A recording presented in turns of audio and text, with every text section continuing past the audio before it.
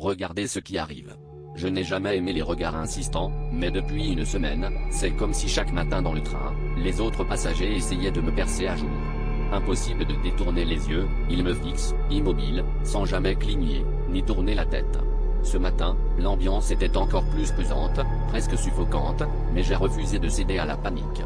Pourtant, au fond de moi, une voix murmurait que quelque chose avait irrémédiablement changé.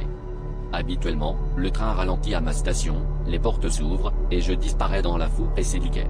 Mais aujourd'hui, les wagons ont filé à toute vitesse, ignorant complètement mon arrêt, comme si ma station n'avait jamais existé. J'ai levé les yeux vers le panneau d'information, mais les lettres défilaient trop vite, illisibles, et chaque passager me fixait toujours, leurs yeux vides et brillants comme des miroirs noirs. J'ai tenté de me déplacer, de changer de wagon, mais c'était comme traverser un épais brouillard glacial, mes membres devenaient lourds, mes pensées s'embrouillaient. Personne ne bougeait, à part moi. J'ai voulu interpeller quelqu'un, mais ma voix n'a fait qu'un écho sourd dans le silence, comme si j'étais déjà loin, ou ailleurs. Plus le train avançait, plus les lumières dehors disparaissaient, avalées par une obscurité totale. Finalement, le train s'est arrêté brusquement, dans un tunnel que je n'avais jamais vu sur cette ligne. Les portes se sont ouvertes sur un vide noir, insondable.